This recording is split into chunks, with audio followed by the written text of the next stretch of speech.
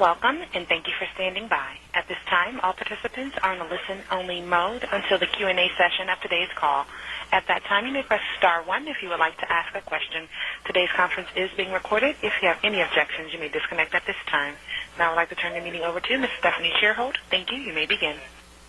Good afternoon. Welcome to our news conference to discuss the agency's progress on the Space Launch System, the heavy lift rocket under development to take humans beyond Earth's orbit and to Mars. My name is Stephanie Shearhold. Joining us today are NASA Associate Administrator Robert Lightfoot and Bill Gerstenmaier, NASA's Associate Administrator for the Human Exploration and Operations Mission Directorate. We'll get started shortly, but a couple of operational notes for you.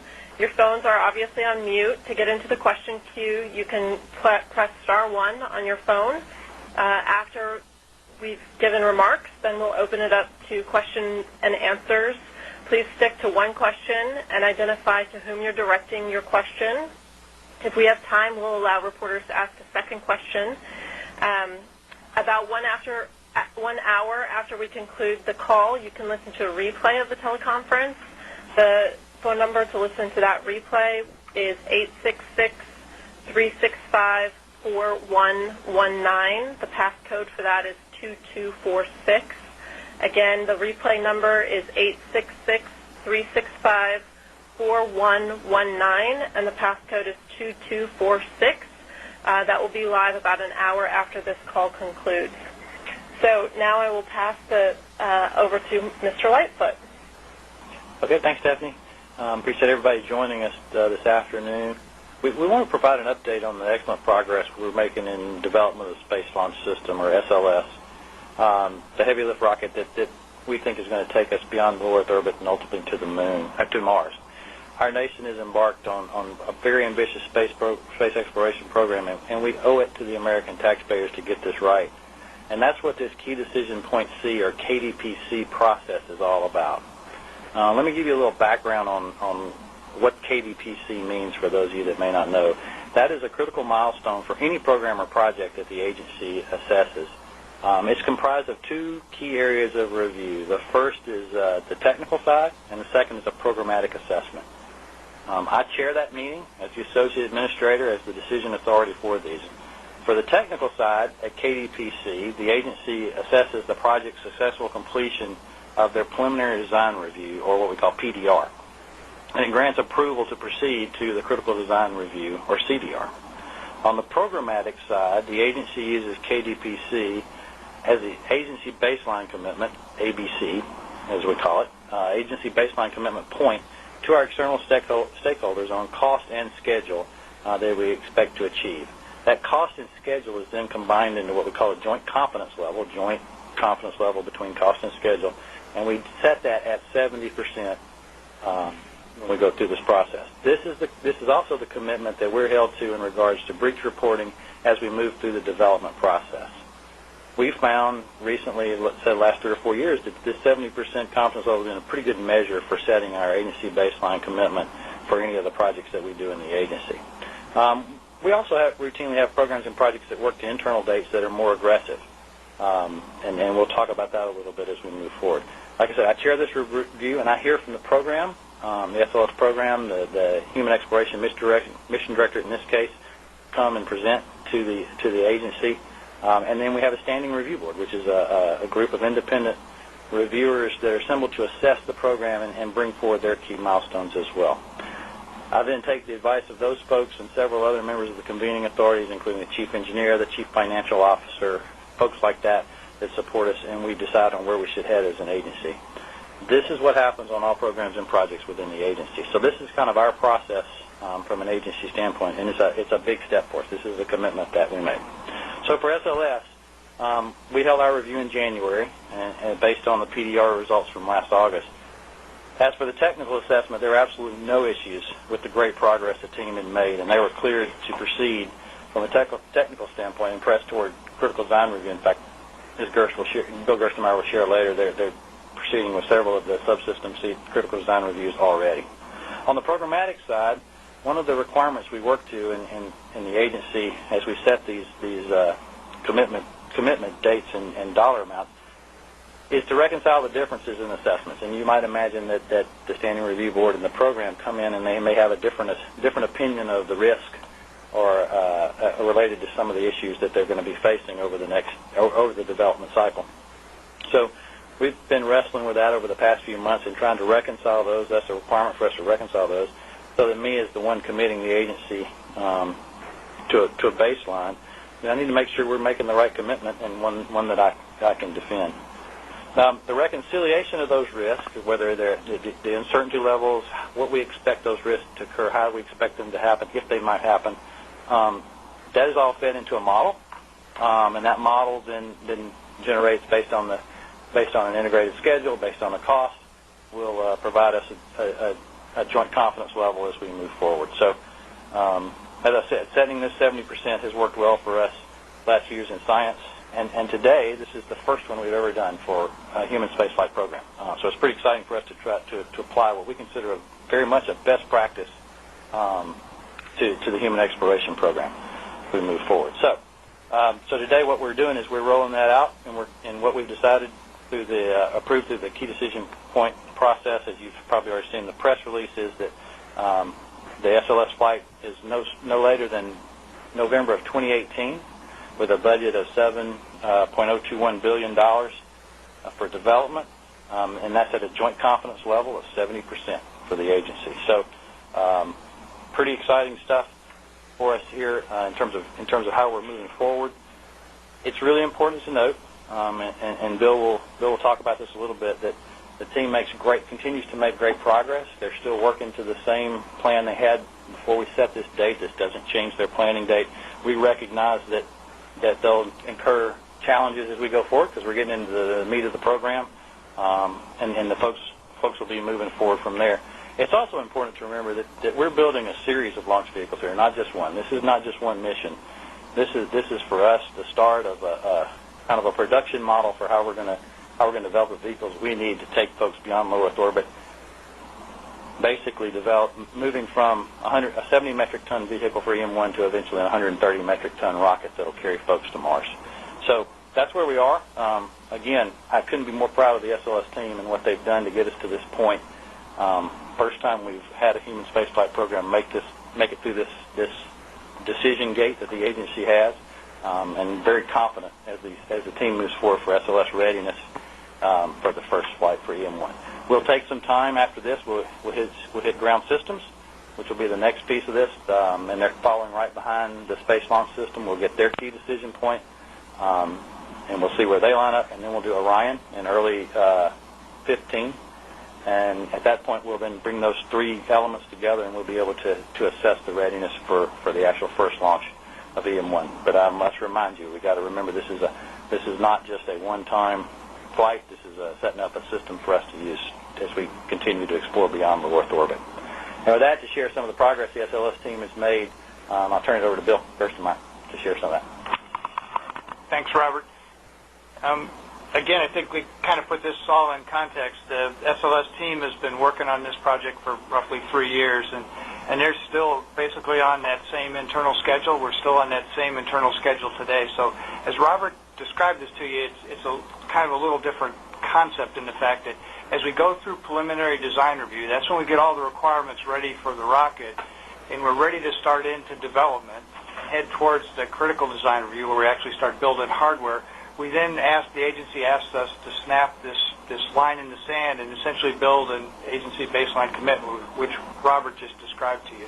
But what we're doing internal and what the teams are doing internal is they're working to kind of a day-to-day schedule that actually will be ready before this ABC. In fact, you don't want to have your ABC and your planning work line up on the same date, because then you have no margin as the problems occur and things crop up.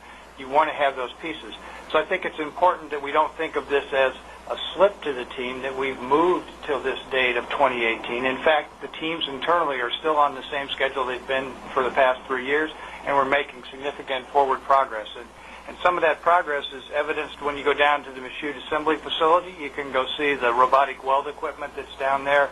We're going to have a ribbon-cutting ceremony for a large vertical assembly center that will assemble the large barrel sections together. That'll be on September 12th.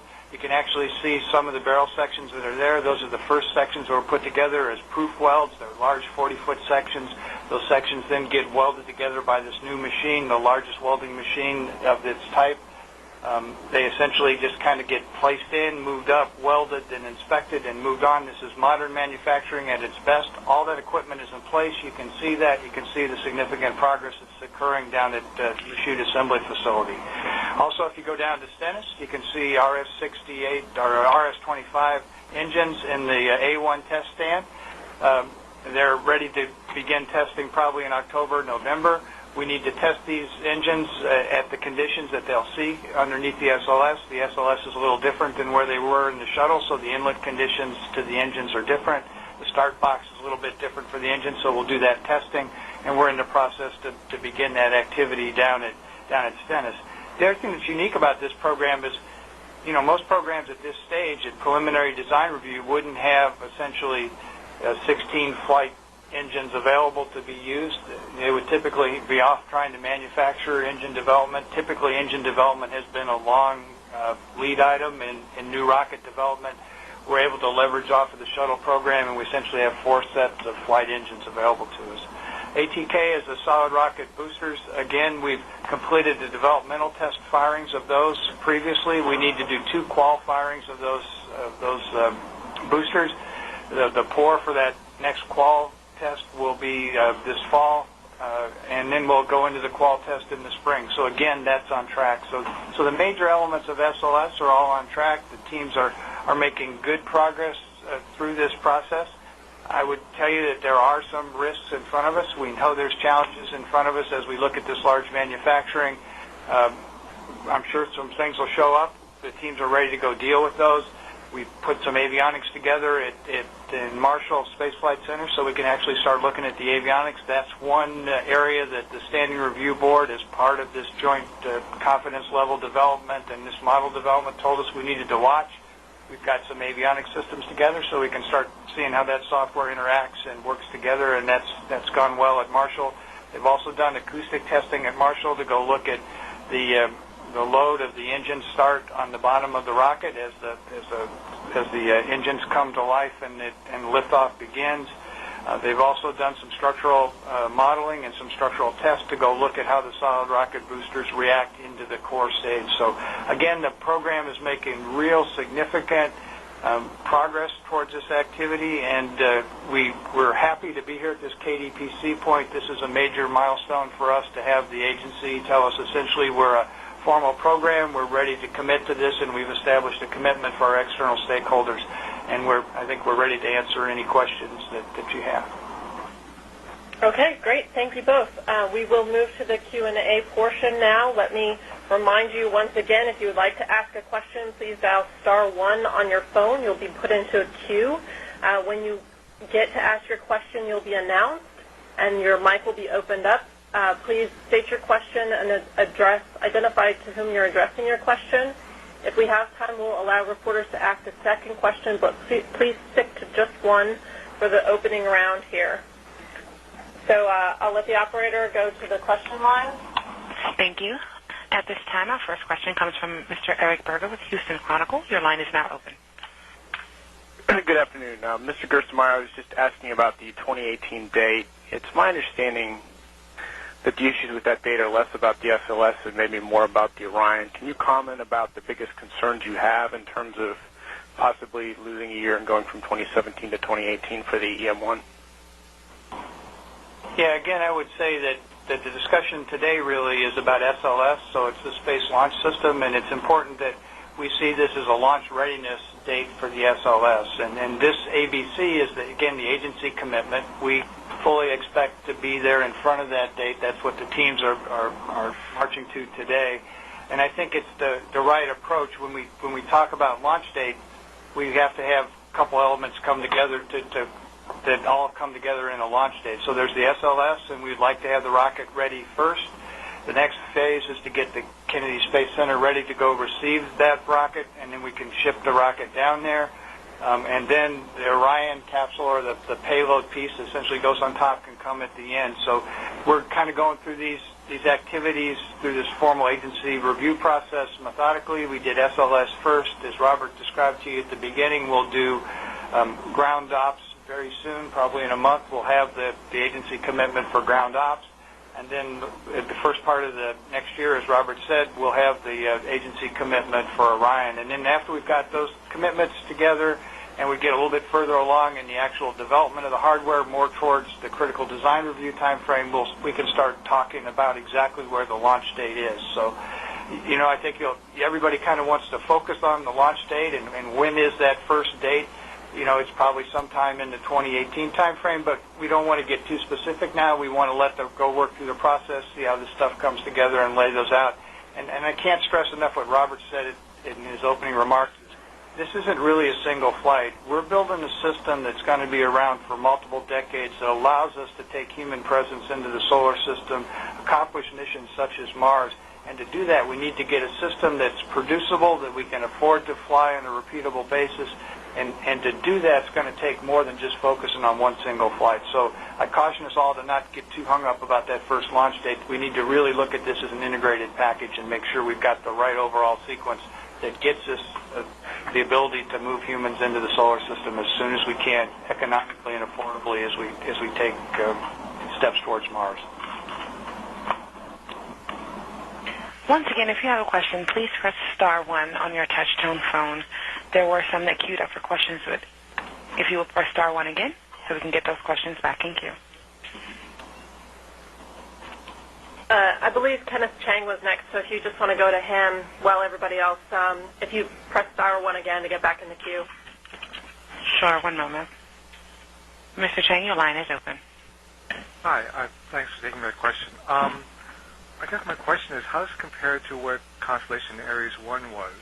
I mean, a lot of what I'm hearing right now, it sounds reminiscent of what everyone was saying back then. I guess I'll start, and then Robert can kind of complete. With Ares 1, we never got to the KDBC milestone. All we got to was really KDP-B, which is just a general commitment with not really firm dates. This is a major step for SLS. This is the agency commitment we're making to our external stakeholders. This has reach criteria associated with it. It establishes a budget, it establishes a schedule, and it establishes a fairly rigorous analysis process to build this joint confidence level. So I would say that SLS is really, as Robert said earlier, and I'll emphasize again, is really the first major human spaceflight program to achieve this milestone we call KDPC. So it doesn't relate back at all to what we had done in the Constellation program. Yeah, I don't have anything to add. That's exactly where we are. We were in KDP-B, or in Phase B is what we call it in Constellation. We never got this far back then. Take the next question. Thank you. One moment, please.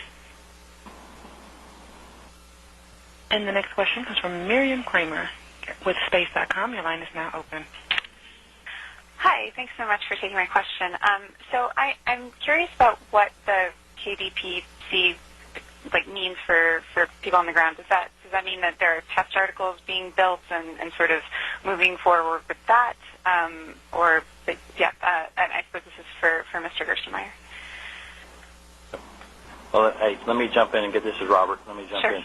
So from an agency process perspective, moving from KDP-B to KDPC means we've confirmed that you've completed your preliminary design review, and it allows them to move to critical design review, which is if you can kind of think about it as 30% of a design is PDR, 90% is your critical design review. So we're moving to the 90% design review phase, and it really moves from, and we also talk about it in terms of moving from formulation to development.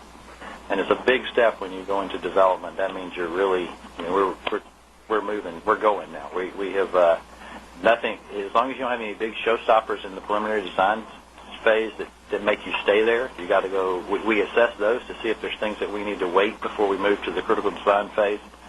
So for the teams, this is just confirmation that they're on the right track. And so that's the technical side. On the programmatic side, that's also the time where we're really able to assess this joint cost and schedule level. We take a look at the schedule, we take a look at the cost, and then we do this joint assessment. And because we're at preliminary design, which means we're far enough along, we can actually we can do a more educated assessment of what we're talking about, and do a more rigorous assessment of what we're trying to achieve. It's just a good point for us in the agency, and it's proven, from the agency process standpoint, it's proven out to be a good time to make that commitment and move forward. So technically, the team says, I'm good to go. My preliminary design review is behind me now. And programmatically, we now have a cost and schedule target at the 70% confidence level that we can all accept and work toward as we go forward. And I would say kind of simply, at the preliminary design review level, we understand exactly what we want to build, and it's been reviewed by an extensive team of experts within the agency, and then we understand the basic plans and processes and the activity to actually build the actual flight hardware that will actually launch at the end. So at this point, we know with enough certainty, exact detailed plans, we can actually cost, we can get people to go look at it. We've made all those trades.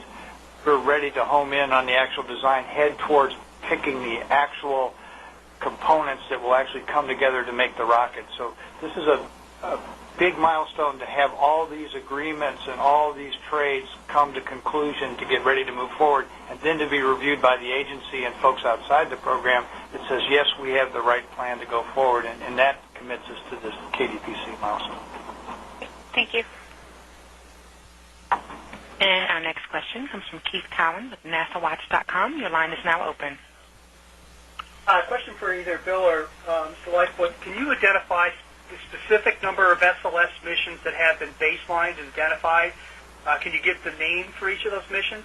And can you also tell me which of those missions actually has a real budget that's been accounted for in the coming year's budget, such that you can point to it and say, there's the full cost of that mission? So I think, let's see, let me take a shot, Keith, and I'll let Gerst jump in.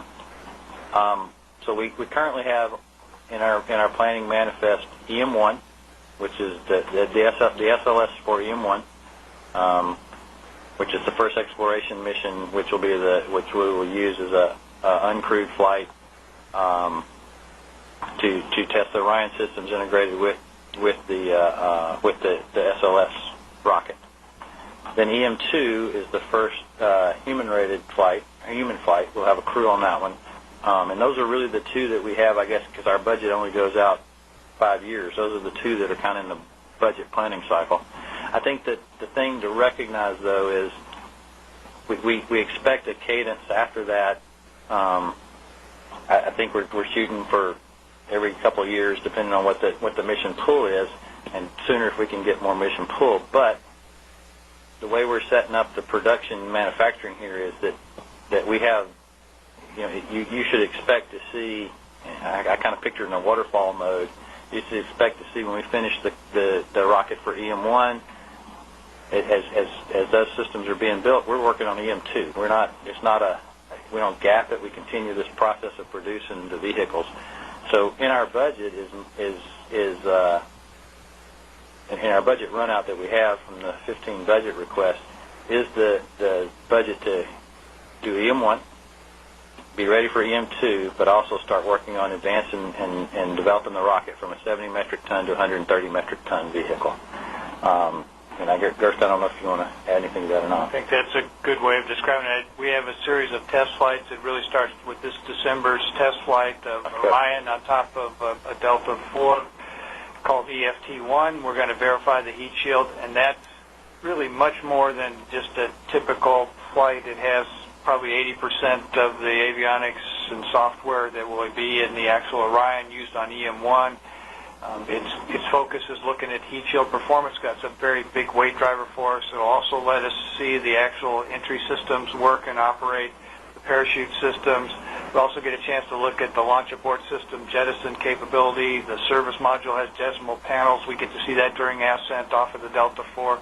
So this really rings out a large portion of the, I would say, ascent and entry systems needed in Orion. Then we go to EM1. its focus will be to look at the service module and to look at the capsule performance. We plan to take it probably to a distant retrograde orbit around the moon is our current plan today on roughly a 21 to 22-day mission. We'll return on EM1 back again. We'll get another chance to look at heat shield performance. We'll also get a chance to see vehicle performance, including the service module in deep space, which will be critical to committing crew to it. Then EM2 sits in fiscal year 21-22. That'll be the first crewed mission. If the asteroid is available to us in that time frame, we could do potentially this asteroid redirect mission with that flight. If it's not available to us, we would do that just purely as a test flight, again with crew, now focusing on the crewed systems to make sure we understand how the crew and the Orion capsule operate as a team. Again, first time we will have been in deep space with a crew mission in a long time. That'll be a pretty important activity. Then EM3 sits after that. That could either be the asteroid redirect mission or it could be another test mission. We're starting to define that test sequence and those test flows. Those will be coming in later budget cycles for EM3, EM4, EM5 on out, and we'll do those in subsequent budget cycles. But as Robert described in this budget, we have the funding for EFT1, EM1, and EM2. And our next question comes from Bill Hardwood from CBS News. Your line is now open. Yes, this is for Mr. Gerstenmaier. Can you give us any specifics on what has changed in your knowledge of the SLS system that has moved that date from, I guess it was originally 2017 out to 2018? I understand you don't view it as a slip in the context of this milestone, but obviously the resolution of your knowledge anyway of how the system works has improved. Can you provide anything that gives us some sense of why it's 2018 and late 2018 at that? Thanks. Yeah, I would say, I'll say it this way, and Robert can kind of add on. You know, we look at it as our job in the program, and Todd May and the team at Marshall, their job is really to mitigate all these risks and all these problems that potentially could come about that historically we've seen in other developments. So what we've done at this point is we take this design and we put it into this math model in this system. We have a standing review board come take a look at the system, and they challenge us. They bring up, here's all the issues we've seen historically. Here's things we see specifically in your design that might be problem areas to you. Here's other uncertainties that could come about that could cause the schedule to move. They put it into this math model essentially, and it spits out a bunch of different cases, and we end up with a joint confidence level of 70% in this date of November of 2018. So that's what they're telling us, that if we don't do anything, we basically have a 70% chance of getting to that date. Our intent and the team's intent at Marshall is to go look at those problems and see what we can do to mitigate those problems. There will probably be some other problems that aren't even identified by the standing review board that will come up. And our job as a management team is to look at those problems, figure out ways to work those ahead of time and proactively, work those as they come about. So I look at it as this is the commitment that we've committed to the agency. We will be there by November of 2018. I look to my team to do better than that by holding essentially to the schedule that we've got in place today and to continue to move forward. I think you even see that on Orion. When we did the pressure test of the Orion shell, right, we had a crack show up in one of the webs in the bottom of Orion. That seems like a terrible thing, but it wasn't so bad. We were able to machine that out, put in essentially a doubler, and go ahead and continue on. Now, that took a little bit of time to do that. It was nice to have a little schedule margin to go do that, and we can accommodate that. So I think we'll start seeing that as we put the SLS together. But again, the team's job is to really stay focused, to learn from this process, to look and see historically where other programs have got in trouble, and make sure we don't fall down those same traps, and we can react and deal with those. So I see this as the external team has given us a lot of key guidance. They've given us a lot of good information. Our job is to take that information and turn it around so I can use that to avoid ending up in November 2018. And our next question comes from Josh Barrett with SpaceAlabama.com. Your line is now open. Hi, thanks for taking my question. My question is, I guess, more for Mr. Lightfoot, but it seems like historically one of the biggest challenges NASA faces is dealing with changing presidents and changing Congresses. So is developing a vehicle that can take us to the moon, to the asteroid belt, to Mars, kind of your answer to kind of an open-ended future? I think what we're doing is we're building. We don't think we have an open-ended future. I mean, our goal here is to get humans to Mars, and there's many ways to get there, but you have to have capabilities that allow you to do that. And one of the capabilities we need is a heavy lift rocket, and that's what we're building here with SLS. And it's the first step on several steps that we've got to take to get folks beyond low Earth orbit and ultimately to Mars. So I think for us the challenge is not. I mean, I can't control the. All we can do is focus on what we're trying to do with our plans and our goals. We've had tremendous support, frankly, as we've gone through this process, and I just to continue that support. And as long as we're performing, I mean, that's one reason we set this. That's what's really important about setting this date. We want to perform to this date and commit to this date, and then show that we can meet it. At that point, then we can continue the journey that we want to do, which is taking people beyond low Earth orbit to Mars. And I think we'll build those capabilities over time, and the other stuff will happen, and we'll adjust to it as we always do. But that's what we're trying to do here. And our next question comes from Irene Kloss with Reuters. Your line is now open. Thanks very much. My question is for Bill. What was just out of curiosity, what was the confidence level to keep the December 17th date as the target? And also, I'm assuming that by moving it to the November 2018 date, you're not counting on any kind of budget bump, and you would stay within, I think it's about a $1.3 billion annual budget on the program. Thanks. Yeah, the KDPC is based on the FY14 enacted plus the president's budget from there on out. So that's the budget that was assumed to get to the 2018 and the budget number that Robert gave you, the $7.021 billion. In terms of joint confidence level for December, I don't think we ever actually really calculated that per se formally, but it's significantly less than the 70%, and I don't think we actually put all the right numbers in to go do that and run that. It turns out it's a pretty big deal to run all these assessments and analysis. And our next question comes from Dan Leone with Space News. Your line is now open. Hi, Bill. Hi, Robert. This is going to be a question for Bill. This mathematical model that you put in all these things and it spits out the latest you think you could possibly be ready, and it tries to consider all the risks. Are the risks that this model is considering strictly related to the development and the building of the SLS vehicle, or, for example, does it also consider things like the range may not be ready to accommodate, or the payload may not be ready for integration? Thank you. It includes just the development activities associated with building the rocket. It doesn't include external things such as the range and other pieces. And again, this is focused just towards SLS. We will do an evaluation for the ground systems, and that will be the mobile launch platform and the pad and the VAB modifications and those activities. That will get done by the ground systems group. Robert will be receiving the information for that probably within a couple weeks here, and probably within a month or so we'll have a KDPC for the ground systems. And Dan, ultimately what we'll do, the integrated part is what Gers says, when we get the 3 programs done, then we do the integrated assessment, and that's what gives us the kind of the confidence that we can set a launch date from that standpoint. So once we get the 3 done, we'll do that. Now, that doesn't mean that they don't do a lot of integration between the 3 programs. I mean, that's constantly what they're doing, and the teams have really worked on that process over the last 3 years. I'd say that was originally that was one of the biggest risks for the total program.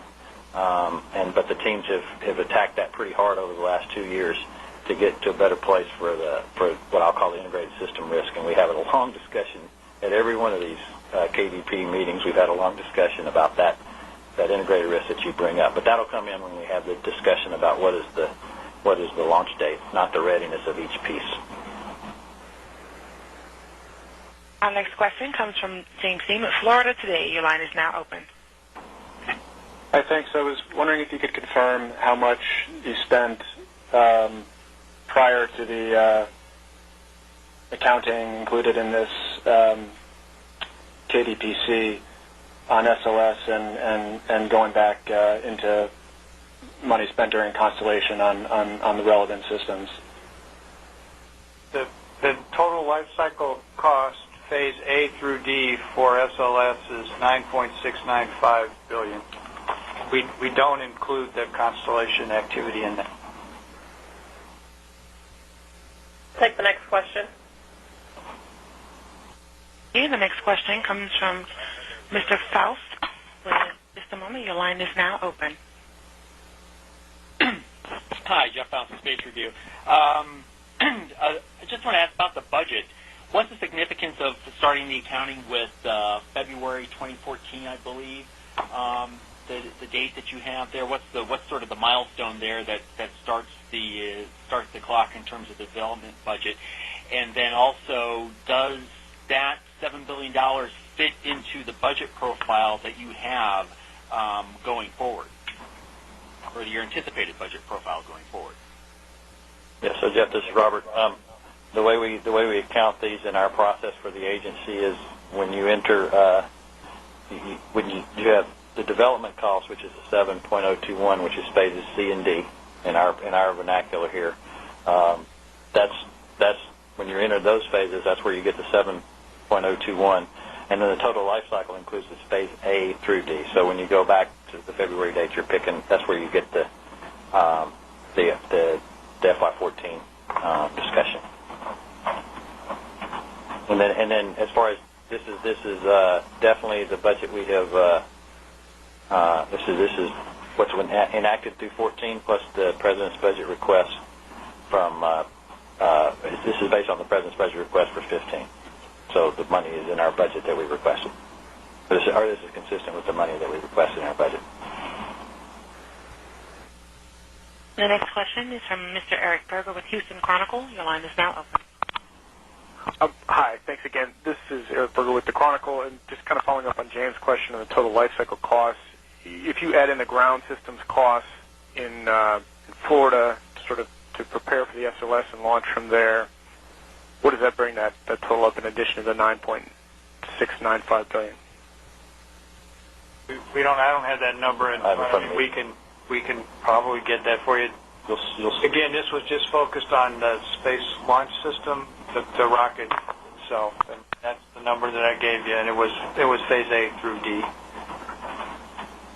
And I think the other thing too, we also need to be aware of is it's really important that we don't get too focused on just the single activity.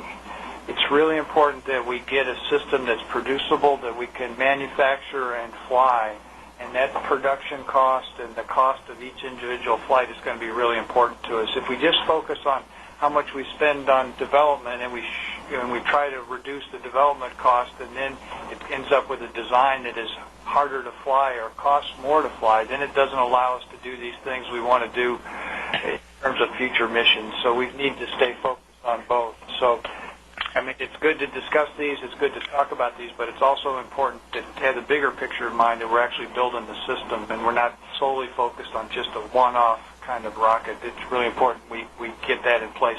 And that's what you can see when you go down to MAF and you look at the production hardware, you look at the systems that are in place at MAF.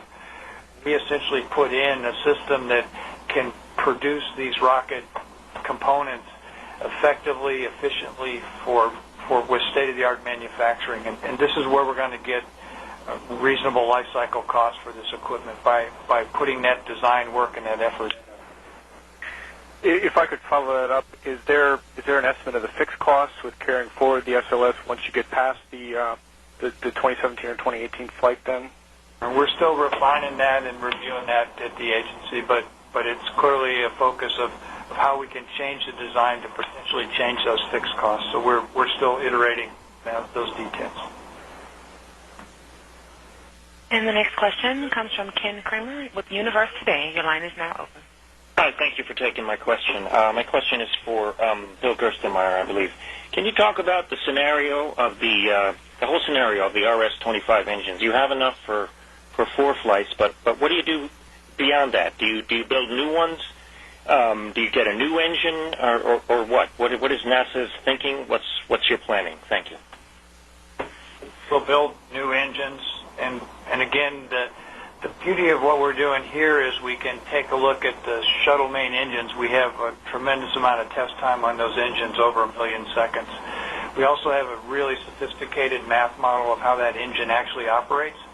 So if there was ever a chance to inject modern manufacturing into an engine design, it is the shuttle main engine, the RS-25s.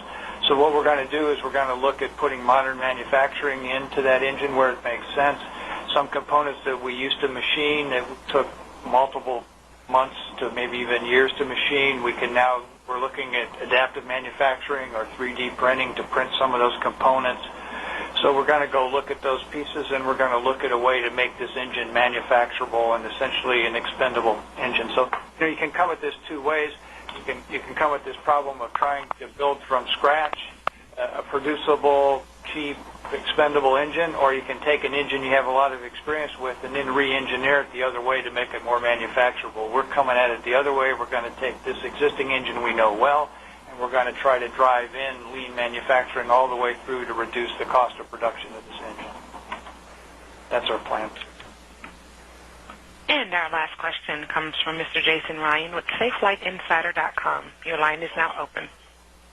Hey, I'm guessing my question is for Bill. Essentially, given the concerns raised by the GAO in their report, is there any possibility NASA might receive additional funds? And if they were brought up to congressional levels, is there any possibility that the first flight of SLS could still take place in 2017, or is that now totally off the board? Again, I think the way I would look at the GAO report, they brought up some technical concerns that we need to be aware of and go manage, and we'll do those. They brought up some budgetary concerns which we're aware of, and we need to go manage those. So I think our focus is really to take this input we got from GAO and figure out a way that we can improve our confidence of delivering to the plans we've got on the table today. So that's what we'll do. In terms of what budget we get, I don't want to speculate on that. We've made the President's budget request. That's what we feel we need to do this program. We'll work with that President's budget request, and we'll continue to move forward and make as much progress as we can. If we get some significant problem somewhere along the line, we'll come back to the agency. We'll make the right trades and talk about things. But at this point, I don't think it's helpful to talk about where the budget stuff is. And I would say, right now we still have a reasonable chance of being ready with SLS. And again, I want to stress that this isn't a launch date. This is an SLS readiness to fly date. I think we still have a good chance of SLS being there sometime in the December time frame, maybe slightly into 18, depending on what happens. But it's up to our teams and our folks to take all this input we got, take the knowledge they gave us, and put it to heart and deliver as best we can an efficient system for this nation. Thank you, Mr. Light. Mr. Gerstenmaier, would either of you like to make any additional comments? Okay, great. Thank you all for joining us today. Just a reminder, you can listen to a replay of this teleconference by dialing toll-free 866-365-4119.